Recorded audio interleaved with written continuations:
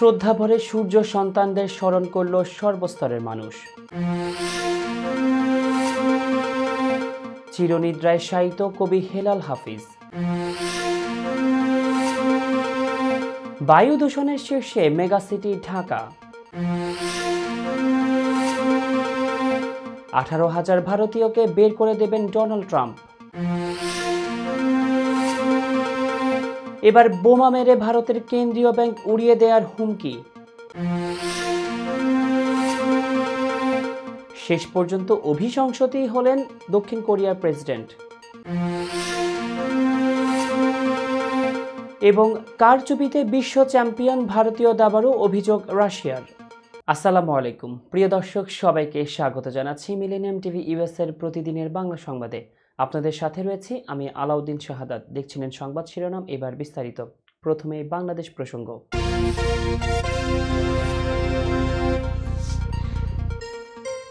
শহীদ বুদ্ধিজীবী দিবস আজ সকাল থেকে নানা কর্মসূচিতে জাতির সূর্য সন্তানদের স্মরণ করা হয়েছে।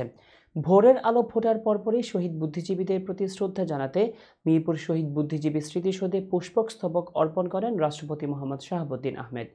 এরপরে প্রধান উপদেষ্টা ডক্টর মোহাম্মদ ইউনুস শহীদ বুদ্ধিজীবীদের প্রতি শ্রদ্ধা নিবেদন করেন। তারা জাতির শ্রেষ্ঠ সন্তানদের স্মৃতির প্রতি গভীর শ্রদ্ধার অংশ হিসেবে সেখানে নীরবে কিছুক্ষণ দাঁড়িয়ে থাকেন। এ সময় উপস্থিত ছিলেন অন্তর্বর্তী সরকারের উপদেষ্টারা, বৈষম্য বিরোধী ছাত্র আন্দোলনের প্রতিনিধি, সামরিক ও বেসামরিক কর্মকর্তারাও রাষ্ট্রের পক্ষ থেকে এই শ্রদ্ধায় অংশ নেন। এরপর রাজধানীর রায়ের বাজার বধ্যভূমি ও মিরপুর শহীদ বুদ্ধিজীবী স্মৃতিসৌধে ফুল দিয়ে শ্রদ্ধা জানান সর্বস্তরের মানুষ। সূর্য সন্তানদের ঋণ শোধ করা না গেলেও তাদের আদর্শ ধারণ করে এগিয়ে যাওয়ার প্রত্যয় সবার কণ্ঠে। রায়ের বাজার বধ্যভূমিতে শহীদ বুদ্ধিজীবীদের শ্রদ্ধা জানাতে আসা এক নারী জানান, ব্যক্তিগত শ্রদ্ধার জায়গা ওনাদের জন্য, সেটা প্রকাশ এবং পরবর্তী প্রজন্মকে পরিচিত করতে হবে। তরুণদের অভিমত, শহীদ বুদ্ধিজীবীদের ত্যাগের প্রেরণায় উজ্জীবিত হয়ে বাঙালি সময়ের প্রয়োজনে অন্যায়ের বিরুদ্ধে প্রতিবাদ এবং প্রতিরোধ জানাতে প্রস্তুত। 24-এর গণ অভ্যুত্থানে তারই প্রমাণ। 53 বছরেও মুক্তবুদ্ধির চর্চার পথ এখনও বন্ধুর হওয়ায় অনেকের অভিযোগ, অনুযোগ থাকলেও সাংস্কৃতিক কর্মীসহ অনেকেই স্বপ্ন দেখেন সাম্য ও মানবিক মর্যাদার বাংলাদেশের। রাজধানীর মিরপুরে শহীদ বুদ্ধিজীবী কবরস্থানে চিরনিদ্রায় শায়িত হলেন প্রেম ও দ্রোহের কবি হেলাল হাফিজ। শনিবার বিকেল 3টার দিকে তাকে রাষ্ট্রীয় মর্যাদায় দাফন করা হয়। এর আগে বেলা 11:30টায় বাংলা একাডেমিতে কবি হেলাল হাফিজের প্রথম জানাজা এবং দুপুর 1:30টার দিকে জাতীয় প্রেস ক্লাবে দ্বিতীয় জানাজা অনুষ্ঠিত হয়। প্রসঙ্গত, শুক্রবার দুপুরে রাজধানীর শাহবাগে অবস্থিত সুপার হোমের বাথরুমে পড়ে গিয়ে রক্তক্ষরণ হয় হেলাল হাফিজের। পরে কর্তৃপক্ষ থেকে বিএসএমএমইউ হাসপাতালে নিয়ে গেলে কর্তব্যরত চিকিৎসক তাকে মৃত ঘোষণা করেন। মৃত্যুকালে তার বয়স হয়েছিল 76 বছর। জানা গেছে, দীর্ঘদিন ধরে কবি হেলাল হাফিজ গ্লুকোমায় আক্রান্ত ছিলেন, পাশাপাশি কিডনি জটিলতা, ডায়াবেটিক্স এবং স্নায়ু জটিলতায় ভুগছিলেন। হেলাল হাফিজের জন্ম 1948 সালের 7 অক্টোবর নেত্রকোনায়। তার প্রথম কবিতার বই যে জলে আগুন জ্বলে 1986 সালে প্রকাশিত হয়। এ পর্যন্ত বইটির মুদ্রণ বের হয়েছে 33 বারেরও বেশি। লেখালেখির পাশাপাশি হেলাল হাফিজ দৈনিক যুগান্তর সহ বিভিন্ন পত্রিকায় দীর্ঘদিন সাংবাদিকতা করেন। 1986 সালে প্রথম কবিতা গ্রন্থ যে জলে আগুন জ্বলে প্রকাশের পর জনপ্রিয়তার শীর্ষে চলে আসেন কবি। দেশের স্বৈরাচার বিরোধী আন্দোলনের সময় হেলাল হাফিজের নিষিদ্ধ সম্পাদকীয় পংক্তি এখন যৌবন যার মিছিলে যাবার তার শ্রেষ্ঠ সময় উচ্চারিত হয় মিছিলে, স্লোগানে এবং কবিতা প্রেমীদের মুখে মুখে। বিশ্বের বিভিন্ন শহরে দিন দিন বাড়ছে বায়ু দূষণ। মেগাসিটি ঢাকার বাতাসও দীর্ঘদিন ধরে বায়ু দূষণের কবলে। বেশ কিছুদিন ধরেই বিশ্বের দূষিত শহরগুলোর তালিকায় উপরের দিকে রয়েছে রাজধানী ঢাকা। শনিবার সকালেও বিশ্বের দূষিত শহরগুলোর তালিকার শীর্ষে রয়েছে ঢাকা। সকাল 10টার দিকে আন্তর্জাতিক বায়ুমান প্রযুক্তি প্রতিষ্ঠান IQR এর তথ্য অনুযায়ী শহরটির স্কোর 285, যা জনস্বাস্থ্যের জন্য খুব অস্বাস্থ্যকর হিসেবে বিবেচিত। বায়ু দূষণের পরিস্থিতি নিয়মিত তুলে ধরে সুইজারল্যান্ড ভিত্তিক প্রতিষ্ঠান IQAR। বাতাসের মান নিয়ে তৈরি করা এ লাইভ বা তাৎক্ষণিক সূচক একটি নির্দিষ্ট শহরের বাতাস কতটা নির্মল বা দূষিত সে সম্পর্কে মানুষকে তথ্য দেয় এবং সতর্ক করে থাকে। একই সময়ে বিশ্বের দ্বিতীয় দূষিত শহরের তালিকায় রয়েছে 224 স্কোর নিয়ে পাকিস্তানের লাহোর শহর। এছাড়া 201 স্কোর নিয়ে তৃতীয় অবস্থানে রয়েছে মঙ্গোলিয়ার উলানবাটর শহর। 194 স্কোর নিয়ে চতুর্থ অবস্থানে রয়েছে আফগানিস্তানের কাবুল এবং পঞ্চম অবস্থানে থাকা উগান্ডার কাম্পালার স্কোর 191। IQI স্কোর 0 থেকে 50 পর্যন্ত ভালো মান হিসেবে বিবেচিত হয়, 51 থেকে 100 মাঝারি হিসেবে গণ্য করা হয়, আর সংবেদনশীল গোষ্ঠীর জন্য অস্বাস্থ্যকর বিবেচিত হয় 101 থেকে 150 স্কোর। স্কোর 151 থেকে 200 হলে তাকে অস্বাস্থ্যকর বায়ু বলে মনে করা হয়। 201 থেকে 300 এর মধ্যে থাকা AQI স্কোরকে খুব অস্বাস্থ্যকর বলা হয়। এই অবস্থায় শিশু, প্রবীণ এবং অসুস্থ রোগীদের বাড়ির ভিতরে এবং অন্যদের বাড়ির বাইরের কার্যক্রম সীমাবদ্ধ রাখার পরামর্শ দেওয়া হয়ে থাকে। এছাড়া 301 থেকে 400 এর মধ্যে থাকা AQI ঝুঁকিপূর্ণ বলে বিবেচিত হয়, যা নগরের বাসিন্দাদের জন্য গুরুতর স্বাস্থ্য ঝুঁকি হিসেবে বিবেচিত হয়ে থাকে। দর্শক, এবার দেখবেন মিলেনিয়াম যুক্তরাষ্ট্র সংবাদ।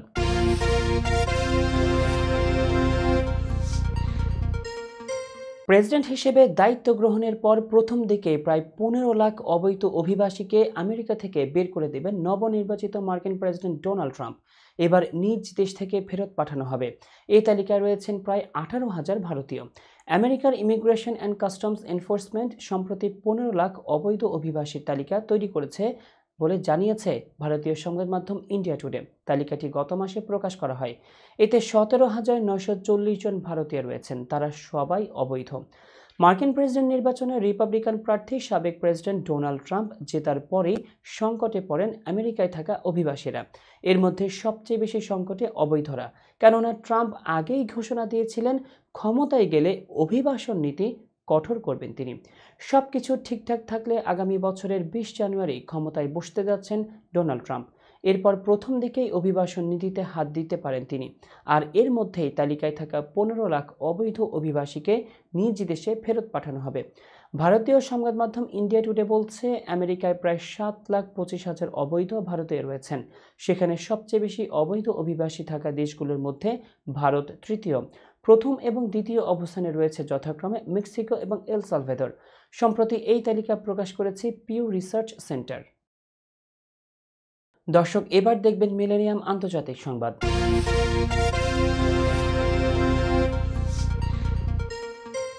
ভারতে নগর উন্নয়নের নামে শত শত মুসলমানের ঘরবাড়ি নোটিশ ছাড়াই ভেঙে ফেলা হচ্ছে। সমালোচকদের দাবি, বিজেপি শাসিত রাজ্যগুলোতে এই ধরনের পদক্ষেপ নেওয়া হচ্ছে তাদের দমন করার জন্য। শুক্রবার আল জাজিরা এক প্রতিবেদনে এমন তথ্য উঠে এসেছে। দিল্লির বাসিন্দা শাহিদ মালিকের 2022 সালে বাড়ি ভেঙে দেওয়া হয়। তিনি জানিয়েছেন, দিল্লি উন্নয়ন কর্তৃপক্ষ কোনো ধরনের জরিপ বা বিজ্ঞপ্তি ছাড়াই এই পদক্ষেপ নেয়। মালিক তার বাড়ি রক্ষার জন্য মামলা করেছেন, কিন্তু শুনানি পিছিয়ে যাচ্ছে এবং তিনি ন্যায় বিচার পাচ্ছেন না। শাহিদ মালিকের ব্যক্তিগত ক্ষতি আরও গভীর। তার ছেলে জিয়ান জন্মগত কার্ডিওভাস্কুলার সমস্যায় ভুগছিল। বাড়ি ভেঙে ফেলার পর ধুলোবালির সংস্পর্শে এসে শিশুটির শ্বাসকষ্ট আরও বেড়ে যায়। তাকে হাসপাতালে ভেন্টিলেটরে রাখতে হয়। মালিক বলেন, কর্তৃপক্ষ আমাদের বাড়ি এবং আমাদের ছেলেকে চুরি করেছে। এই ঘটনা বিচ্ছিন্ন নয়। সাম্প্রতিক বছরগুলিতে বিভিন্ন রাজ্যে মুসলমানদের বাড়ি ভাঙার অভিযোগ উঠেছে। এ সকল ধ্বংসযজ্ঞকে কখনো নগর উন্নয়ন, কখনো অবৈধ দখলদারি সরানোর কারণ হিসেবে দেখানো হয়। বিশেষজ্ঞদের মতে এটি মূলত রাজনৈতিক প্রতিহিংসা এবং বিরোধী দলের শাস্তি দেওয়ার কৌশল। উত্তরপ্রদেশের মুখ্যমন্ত্রী যোগী আদিত্যনাথ বুলডোজার বাবা এবং মধ্যপ্রদেশের সাবেক মুখ্যমন্ত্রী শিবরাজ সিং চৌহানকে বুলডোজার মামা বলা হয় তাদের এই কঠোর নীতির কারণে। সমালোচকরা বলছেন, এ সকল পদক্ষেপ সংখ্যালঘুদের উপর বৈষম্যের স্পষ্ট উদাহরণ। প্রিয় দর্শক, মিলেনিয়াম টিভি ইউএস এর প্রতিদিনের বাংলা সংবাদে এ পর্যায়ে ছোট্ট একটি বিরতির সঙ্গেই থাকুন। হোয়াইট প্লেন্স রোডে পার্কচেস্টার জামে মসজিদের পাশেই অবস্থিত আফতাব ফুড মার্কেটে পাবেন বাংলাদেশ থেকে আমদানি করা সেরা মানের গ্রোসারি এবং তাজা মাছ, মাংস সহ আরো অনেক কিছু, সবই এক ছাদের নিচে। আমরা দিচ্ছি সাশ্রয়ী দামে তাজা এবং স্বাস্থ্যসম্মত পণ্য ও সর্বোচ্চ গ্রাহক সেবা। প্রতিবার কেনাকাটার সময় আপনি ফিরে আসবেন আরো বেশি সন্তুষ্টি নিয়ে। শাকসবজি থেকে মশলা, চাল থেকে দৈনন্দিন প্রয়োজনীয় জিনিস সবই রয়েছে আমাদের স্টকে। আপনার কেনাকাটা দ্রুত, সহজ এবং আরামদায়ক করতে আমাদের প্রাণবন্ত কর্মীরা সব সময় আছে আপনার পাশে। আজই আসুন আফতাব ফুড মার্কেটে। আফতাব ফুড মার্কেট, প্রতিদিনের কেনাকাটার জন্য এক বিশ্বস্ত নাম। আমাদের ঠিকানা 1209 White Plains Road, Bronx, New York 10472। Aftab grocery and হালাল meet supermarket. Contact person Shahjahan Shafiq. Telephone number 7188631516। Cell number 9292846741।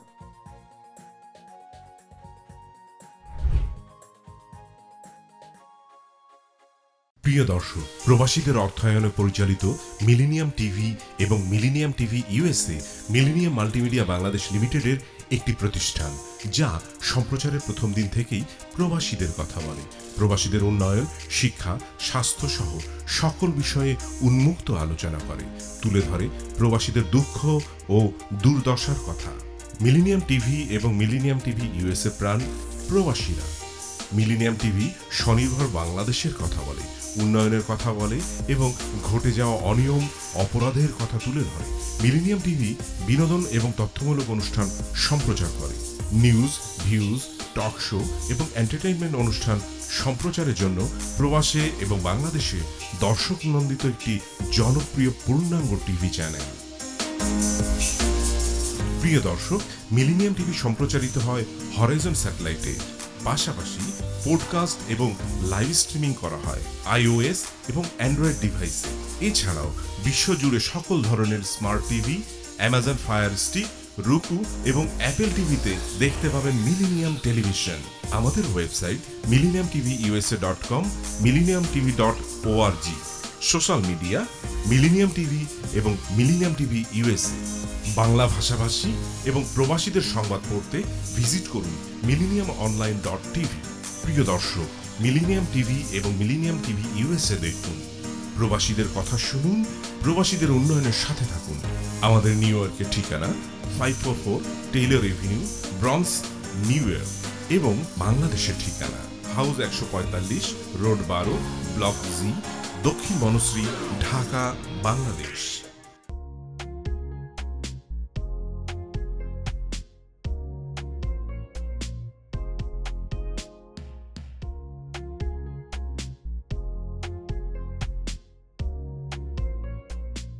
কি ব্যাপার, অমন মূর্তির মতো করে দাঁড়িয়ে আছো কেন? পাগল হয়ে গেলে নাকি? প্র্যাকটিস করছি। কি প্র্যাকটিস করছো? কেন লিভিং স্ট্যাচুরে দাঁড়িয়ে কি করে ভিক্ষা করে দেখালি? আমার ট্যাক্স নিয়ে ঝামেলা চলছে, ল্যান্ড প্রপার্টি নিয়ে ঝামেলা চলছে। এগুলো সমাধান না হলে কিছুদিন পর আমাকে ওইভাবে দাঁড়িয়ে ভিক্ষা করতে হবে। তো এখন থেকে দাঁড়িয়ে প্র্যাকটিস করছি। আহা, এত চিন্তা করছো কেন? লিগ্যাল নেটওয়ার্ক ইন্টারন্যাশনাল আছে না? Legal network international? হ্যাঁ, কিছুদিন আগে ইন্স্যুরেন্স দিয়ে সম্পভাবীদের একটা ঝামেলা হলো না, লিগ্যাল নেটওয়ার্কের মাধ্যমেই তো সেটা সমাধান হলো। শুধু ইন্স্যুরেন্সই না ভাবি, criminal case, immigration, tax, divorce, housing সংক্রান্ত যে কোনো লিগ্যাল সমস্যার সমাধান পেয়ে যাবেন লিগ্যাল নেটওয়ার্কে। যুক্তরাষ্ট্রের 50টি স্টেটে যে কোনো প্রান্তে যে কোনো লিগ্যাল সহায়তা দিতে কিন্তু আমাদের সঙ্গে আছে লিগ্যাল নেটওয়ার্ক ইন্টারন্যাশনাল।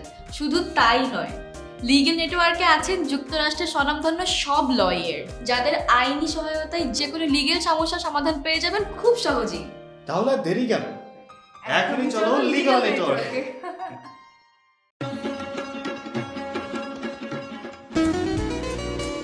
আমার কথা একটাই, ইমিগ্রেন্ট এল্ডার হোম কেয়ার। বয়স যাই হোক, আপনিও আপনার প্রিয়জনকে সেবা দিতে পারেন উপার্জন ঠিক রেখে। শুধু পিতামাতা আর শ্বশুর শাশুড়ি নয়, আপনার ছেলে মেয়ে এমনকি প্রতিবেশী আত্মীয় স্বজনদের সেবা দিয়ে সর্বোচ্চ অর্থ উপার্জন করতে পারেন।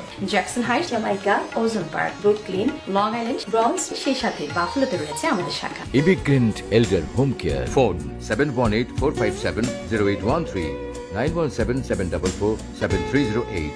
আমরা ইমিগ্রেন্ট এল্ডার হোম কেয়ার, আমরাই সর্বোচ্চ পেমেন্ট করে থাকি।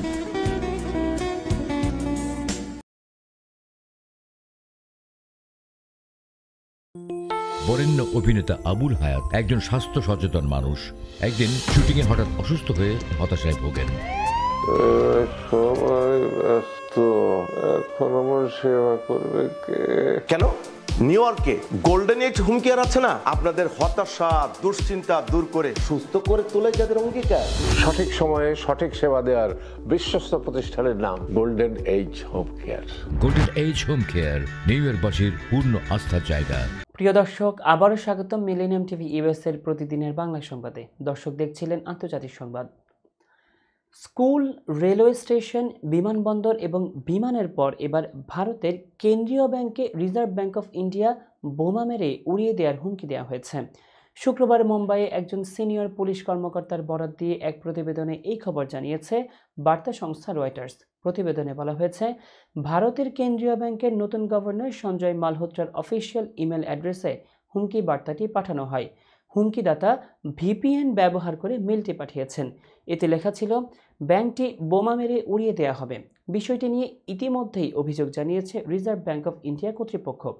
অভিযোগের ভিত্তিতে অজ্ঞাত পরিচয় ব্যক্তিদের বিরুদ্ধে মামলা দায়ের করেছে মুম্বাই পুলিশ। পুলিশ ইতিমধ্যেই ঘটনার তদন্ত শুরু করেছে। এ নিয়ে 1 মাসেরও কম সময়ের মধ্যে আরবিআইকে দ্বিতীয়বার এই হুমকি দেওয়া হলো। এর আগে গত 16 নভেম্বরে আরবিআই কাস্টমার কেয়ার ডিপার্টমেন্টে বোমা হামলার হুমকি দেওয়া হয়েছে। এর আগে গত সোমবার দিল্লির অন্তত 40টি স্কুলে এই ইমেইলের মাধ্যমে বোমা হামলার হুমকি দেওয়া হয়। গত 3 ডিসেম্বর বোমা মেরে তাজমহল উড়িয়ে দেওয়ার হুমকি দেওয়া হয়েছে। চলতি বছরে ভারতের স্কুল, রেলওয়ে স্টেশন, বিমানবন্দর এবং বিমানে শত শত বোমা হামলার হুমকি দেওয়া হয়েছে, তবে বেশিরভাগই ভুয়া প্রমাণিত হয়েছে। শত চেষ্টা করেও নিজের শেষ রক্ষা করতে পারলেন না দক্ষিণ কোরিয়ার প্রেসিডেন্ট ইয়ন সুক ইয়ল। আজ শনিবার পার্লামেন্টে আইন প্রণেতাদের ভোটে তিনি অভিশংসিত হয়েছেন। বার্তা সংস্থা রয়টার্স এক প্রতিবেদনে এই তথ্য জানিয়েছে। সম্প্রতি সামরিক আইন জারির কয়েক ঘন্টা পর প্রত্যাহার করে নিয়েছিলেন ইয়ন সুক ইয়ল। এর জেরে দেশটিতে রাজনৈতিক উত্তেজনা দানা বাঁধে। তার অভিশংসনের দাবিতে সংসদের সামনে জড়ো হয়েছিল হাজার হাজার মানুষ। বিরোধীরাও অব্যাহতভাবে চেষ্টা চালিয়ে যাচ্ছিলেন তার অভিশংসনের জন্য। গত 3 ডিসেম্বর মধ্যরাতে দক্ষিণ কোরিয়ার সামরিক আইন জারি করেন প্রেসিডেন্ট ইয়ল। এর মাত্র কয়েক ঘন্টা পরই এই আইন বাতিল করে দেশটির পার্লামেন্ট। এরপর থেকে ইয়লের বিরুদ্ধে অভিশংসনের প্রক্রিয়া শুরু করে বিরোধী দলগুলো। প্রথম দফায় সৌভাগ্যবশত অভিশংসন ঠেকাতে পেরেছিলেন ইয়ন সুক ইয়ল। তখন ক্ষমতাসীন দলের সদস্যরা ভোটাভুটির দিন সংসদ থেকে বের হয়ে গিয়ে তার অভিশংসন ঠেকিয়ে দিয়েছিলেন। কিন্তু আজ শেষ রক্ষা আর হলো না। দ্বিতীয় দফার অভিশংসন প্রক্রিয়ায় তিনি হেরে গেলেন। ব্রিটিশ সংবাদ মাধ্যম বিবিসি জানিয়েছে, আজ দক্ষিণ কোরিয়ার পার্লামেন্টে ইয়নের অভিশংসনের প্রস্তাবে মোট 204 জন সংসদ সদস্য ভোট দিয়েছেন। এদিকে বার্তা সংস্থা রয়টার্স বলছে, প্রধানমন্ত্রী হান ডাকসু ভারপ্রাপ্ত প্রেসিডেন্টের দায়িত্ব পালন করবেন। আগামী 60 দিনের মধ্যে প্রেসিডেন্ট পদে নির্বাচন অনুষ্ঠিত হবে। দর্শক, এবার দেখবেন প্রতিনিধি সংবাদ।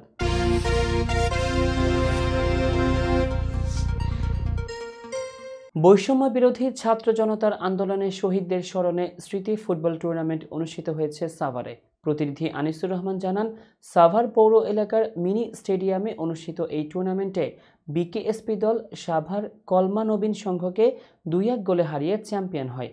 শত শত ক্রীড়াপ্রেমী দর্শক টুর্নামেন্টের ফাইনাল খেলা উপভোগ করেন। টুর্নামেন্টের উদ্যোক্তা সাবেক সংসদ সদস্য ডাক্তার দেওয়ান মোহাম্মদ সালাউদ্দিন খেলোয়াড়দের মধ্যে পুরস্কার বিতরণ করেন।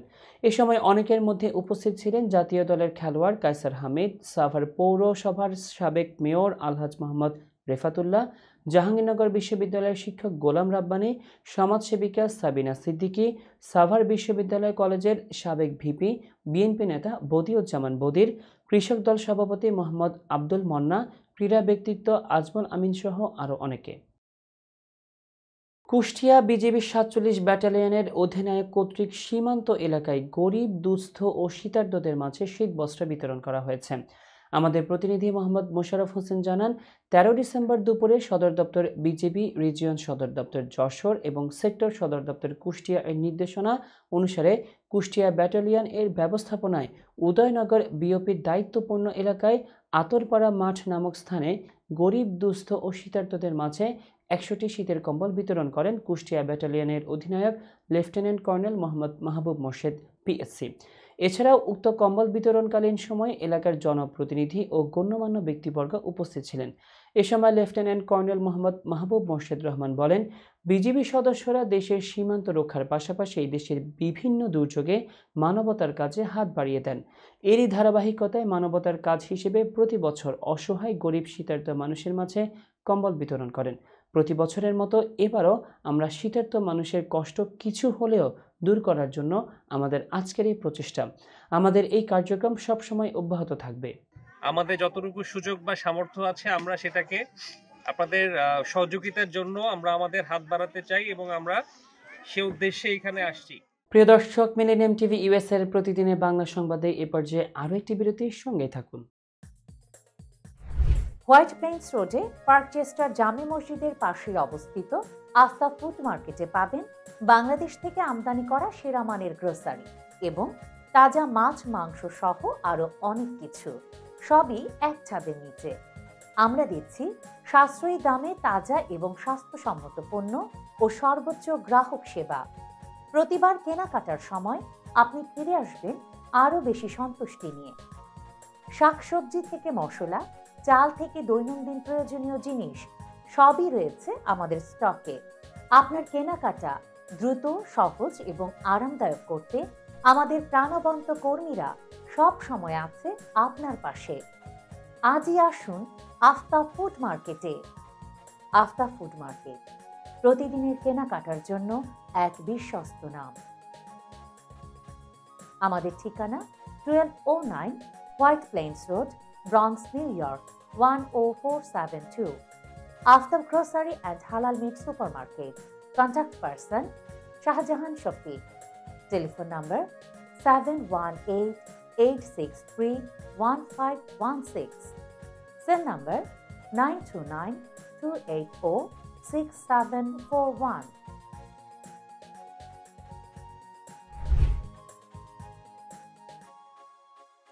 প্রিয় দর্শক, প্রবাসীদের অর্থায়নে পরিচালিত মিলেনিয়াম টিভি এবং millennium TV USA millennium multimedia Bangladesh লিমিটেডের একটি প্রতিষ্ঠান, যা সম্প্রচারের প্রথম দিন থেকেই প্রবাসীদের কথা বলে। প্রবাসীদের উন্নয়ন, শিক্ষা, স্বাস্থ্য সহ সকল বিষয়ে উন্মুক্ত আলোচনা করে, তুলে ধরে প্রবাসীদের দুঃখ ও দুর্দশার কথা। মিলেনিয়াম টিভি এবং মিলেনিয়াম টিভি ইউএসএ প্রাণ প্রবাসীরা। মিলেনিয়াম টিভি স্বনির্ভর বাংলাদেশের কথা বলে, উন্নয়নের কথা বলে এবং ঘটে যাওয়া অনিয়ম, অপরাধের কথা তুলে ধরে। মিলেনিয়াম টিভি বিনোদন এবং তথ্যমূলক অনুষ্ঠান সম্প্রচার করে। নিউজ, ভিউজ, টক শো এবং এন্টারটেইনমেন্ট অনুষ্ঠান সম্প্রচারের জন্য প্রবাসে এবং বাংলাদেশে দর্শক নন্দিত একটি জনপ্রিয় পূর্ণাঙ্গ টিভি চ্যানেল। প্রিয় দর্শক, মিলেনিয়াম টিভি সম্প্রচারিত হয় হরাইজন স্যাটেলাইটে, পাশাপাশি পডকাস্ট এবং লাইভ স্ট্রিমিং করা হয় iOS এবং অ্যান্ড্রয়েড ডিভাইসে। এছাড়াও বিশ্বজুড়ে সকল ধরনের smart TV, Amazon fire stick, রুকু এবং অ্যাপেল টিভিতে দেখতে পাবেন মিলেনিয়াম টেলিভিশন। আমাদের website millenniumtvusa.com, millenniumtv.org। Social media millennium TV এবং মিলেনিয়াম টিভি ইউএসএ। বাংলা ভাষাভাষী এবং প্রবাসীদের সংবাদ পড়তে ভিজিট করুন millenniumonline.tv। প্রিয় দর্শক, মিলেনিয়াম টিভি এবং মিলেনিয়াম টিভি ইউএসএ দেখুন, প্রবাসীদের কথা শুনুন, প্রবাসীদের উন্নয়নের সাথে থাকুন। আমাদের নিউ ইয়র্কের ঠিকানা 544 Taylor Avenue, bronze, New York এবং বাংলাদেশের ঠিকানা হাউস 145, রোড 12, ব্লক জি, দক্ষিণ বনশ্রী, ঢাকা, বাংলাদেশ।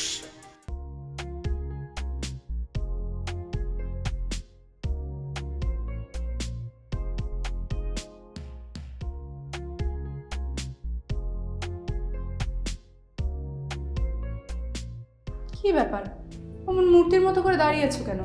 পাগল হয়ে গেলে নাকি? প্র্যাকটিস করছি। কি প্র্যাকটিস করছো? কেন লিভিং স্ট্যাচুতে দাঁড়িয়ে কি করে ভিক্ষা করে দেখনি? আমার ট্যাক্স নিয়ে ঝামেলা চলছে, ল্যান্ড প্রপার্টি নিয়ে ঝামেলা চলছে। এগুলো সমাধান না হলে কিছুদিন পর আমাকে ওইভাবে দাঁড়িয়ে ভিক্ষা করতে হবে। তাই এখন থেকে দাঁড়িয়ে প্র্যাকটিস করছি। আহা, এত চিন্তা করছো কেন? লিগ্যাল নেটওয়ার্ক ইন্টারন্যাশনাল আছে না? Legal network international? হ্যাঁ, কিছুদিন আগে ইন্স্যুরেন্স দিয়ে সম্পভাবীদের একটা ঝামেলা হলো না, লিগ্যাল নেটওয়ার্কের মাধ্যমেই তো সেটা সমাধান হলো। শুধু ইন্স্যুরেন্সই না ভাবি, criminal case, immigration, tax, divorce, housing সংক্রান্ত যে কোনো লিগেল সমস্যার সমাধান পেয়ে যাবেন লিগেল নেটওয়ার্কে। যুক্তরাষ্ট্রের 50টি স্টেটে যে কোনো প্রান্তে যে কোনো লিগেল সহায়তা দিতে কিন্তু আমাদের সঙ্গে আছে লিগেল নেটওয়ার্ক ইন্টারন্যাশনাল। শুধু তাই নয়, লিগেল নেটওয়ার্কে আছেন যুক্তরাষ্ট্রের স্বনামধন্য সব লয়ার, যাদের আইনি সহায়তায় যে কোনো লিগেল সমস্যার সমাধান পেয়ে যাবেন খুব সহজেই। তাহলে দেরি কেন, এখনই চলো লিগ্যাল নেটওয়ার্কে।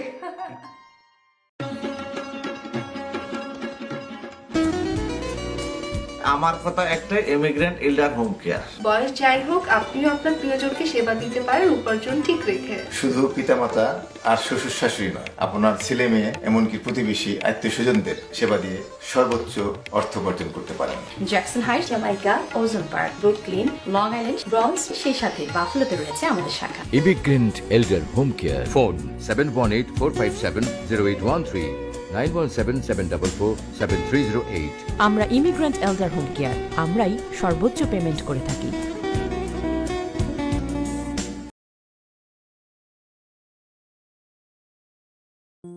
বরেণ্য অভিনেতা আবুল হায়াত একজন স্বাস্থ্য সচেতন মানুষ। একদিন শুটিংয়ে হঠাৎ অসুস্থ হয়ে হতাশায় ভোগেন। সবাই ব্যস্ত, এখন আমার সেবা করবে কে? কেন? নিউ ইয়র্কে গোল্ডেন এইজ হোম কেয়ার আছে না, আপনাদের হতাশা দুশ্চিন্তা দূর করে সুস্থ করে তোলে যাদের অঙ্গীকার। সঠিক সময়ে সঠিক সেবা দেওয়ার বিশ্বস্ত প্রতিষ্ঠানের নাম Golden Age Home Care. Golden Age Home Care new ইয়র্কবাসীর পূর্ণ আস্থার জায়গা। দর্শক, আবার স্বাগতম মিলেনিয়াম টিভি ইউএস এর প্রতিদিনের বাংলা সংবাদে। দর্শক দেখছিলেন প্রতিনিধি সংবাদ। গত 15.5 বছরে আওয়ামী লীগের শাসন আমলে প্রতিটি সেক্টরে ব্যাপক রকমের দুর্নীতি হয়েছে। সেই সকল দুর্নীতিগুলোকে নিরসন করে দেশকে নতুন করে সাজিয়ে নেওয়ার চেষ্টা চলছে বলে মন্তব্য করেছেন শিল্প উপদেষ্টা আদিলুর রহমান খান। আমরা তো গ্যাস সংকটের মধ্যেই আছি, কারণ গ্যাস তো গত 15.5 বছর নতুন করে খনন করা হয়ই নাই। বাপেক্সকে বসিয়ে রাখা হয়েছিল, এখন ভোলাতে কিছু গ্যাস পাওয়া গেছে, বাপেক্সের উদ্যোগে আবার গ্যাস খননের চেষ্টা হচ্ছে। আমরা যদি গ্যাস পাই তাহলে সেই সংকটটা চলে যাবে। আমাদের প্রতিনিধি আল আমিন জানান, শনিবার দুপুর 12টার দিকে নরসিংদীর ঘোড়াশাল পলাশ ইউরিয়া সার কারখানা প্রকল্প পরিদর্শন শেষে সাংবাদিকদের বিভিন্ন প্রশ্নের উত্তরে তিনি এ সকল কথা বলেন। তিনি বলেন, দেশ বর্তমানে গ্যাস সংকটের মধ্যেই আছে। গ্যাস সংকট কেটে গেলে সারের ঘাটতি থাকবে না। এ সময় শিল্প উপদেষ্টা আরও বলেন, গত 15.5 বছরে গ্যাস খনন করা হয়নি, বাপেক্সকে বসিয়ে রাখা হয়েছিল। ভোলা থেকে গ্যাস উত্তোলনের চেষ্টা চলছে। দেশে সারের ঘাটতি মেটানোর চেষ্টা চলছে। লক্ষ্য বাস্তবায়নে নানা প্রতিবন্ধকতা রয়েছে বলে উল্লেখ করেন তিনি। এ সময় শিল্প সচিব জাকিয়া সুলতানা, নরসিংদী জেলা প্রশাসক মোহাম্মদ রাশেদ হোসেন চৌধুরী এবং পুলিশ সুপার মোহাম্মদ আব্দুল হান্নান সহ প্রশাসনের ঊর্ধ্বতন কর্মকর্তারা এ সময় উপস্থিত ছিলেন। প্রিয় দর্শক, এবার দেখবেন মিলেনিয়াম বিনোদন সংবাদ।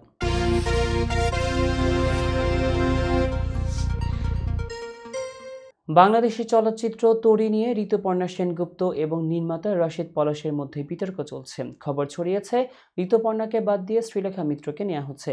তবে ঋতুপর্ণা এই গুঞ্জন উড়িয়ে দিয়ে বলেছেন, তাকে বাদ দেওয়ার প্রশ্নই আসে না, কারণ তিনি কখনোই সিনেমার জন্য চূড়ান্ত সম্মতি দেননি। ঋতুপর্ণার দাবি, তিনি চিত্রনাট্যে কিছু পরিবর্তন চেয়েছিলেন, কিন্তু নতুন করে স্ক্রিপ্ট পাঠানো হয়নি। তিনি আরও বলেন, আমার সঙ্গে কোনো চুক্তিই হয়নি, তাই বাদ দেওয়ার প্রসঙ্গ আসে না। নির্মাতা রাশেদ পলাশ জানান, চুক্তি হয়নি বলে তাকে বাদ দেওয়া সহজ হয়েছে।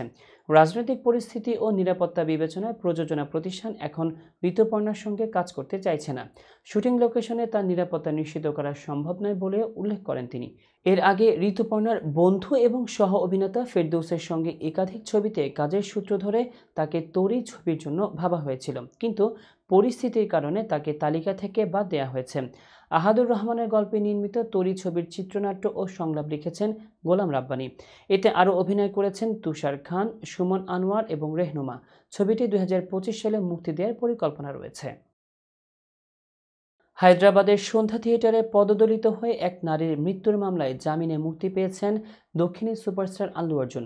তবে মুক্তির পরেই পুলিশি আচরণ নিয়ে ক্ষোভ প্রকাশ করেছেন তিনি এবং তার আইনজীবী অশোক রেড্ডি।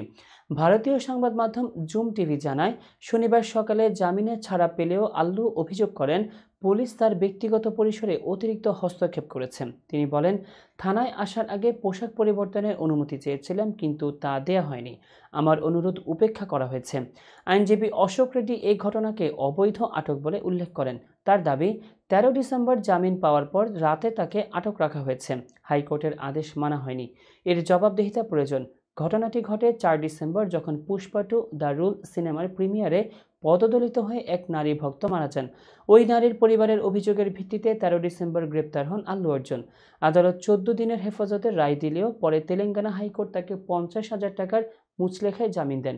মুক্তি পেয়ে আল্লু বলেন, আইনকে সম্মান করি, তদন্তে সহায়তা করব, তবে আমার বেডরুমে ঢুকে পড়াটা বাড়াবাড়ি। আইনি পদক্ষেপ নেওয়ার ইঙ্গিত দিয়ে আইনজীবী রেড্ডি জানান, আমরা ন্যায় বিচার চাই এবং পুলিশের এই বাড়াবাড়ির বিরুদ্ধে দ্রুতই ব্যবস্থা নেওয়া হবে। দর্শক, এবার দেখবেন মিলেনিয়াম খেলার সংবাদ।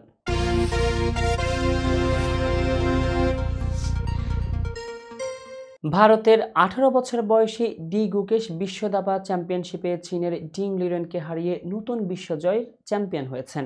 এর মাধ্যমে তিনি প্রথম ভারতীয় এবং সর্বকনিষ্ঠ দাবাড়ু হিসেবে বিশ্ব চ্যাম্পিয়ন হওয়ার রেকর্ড করেছেন। তিনি 7.5 এবং 6.5 স্কোরে জয়ী হন। তবে এই আনন্দের মাঝে বিতর্ক সৃষ্টি করেছে রাশিয়ান দাবা ফেডারেশন।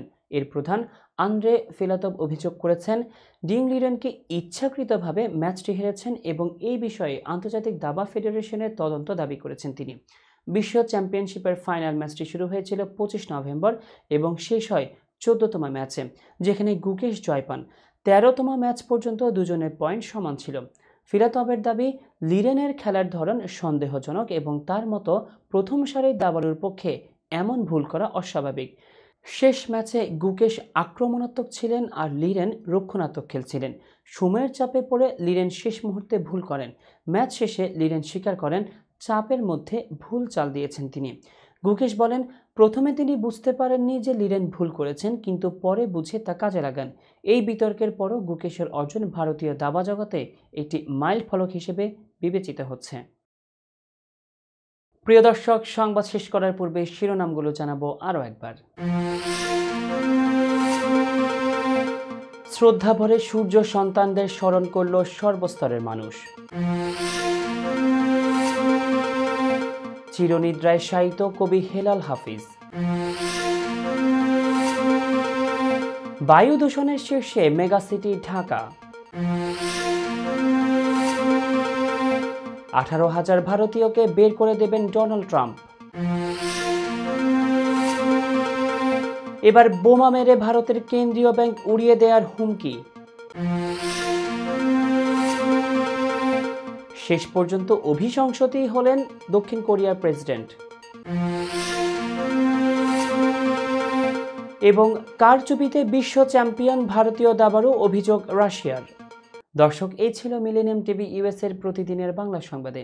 মিলেনিয়াম সংবাদ দেখতে লগ ইন করুন আমাদের সামাজিক যোগাযোগের সাইট facebook.com/millenniumtv/USA বাংলা এবং youtube.com/officialmillenniumtv। এছাড়াও সংবাদের সর্বশেষ আপডেট জানতে ভিজিট করুন আমাদের নিয়মিত ওয়েবসাইট www.millenniumtvusa.com এবং www.millenniumtv.org। প্রিয় দর্শক, মিলেনিয়াম টিভি দেখুন সকল অ্যান্ড্রয়েড ফোনে, iOS ও Apple TV, Amazon Fire TV, Roku TV এবং সকল স্মার্ট টিভিতে।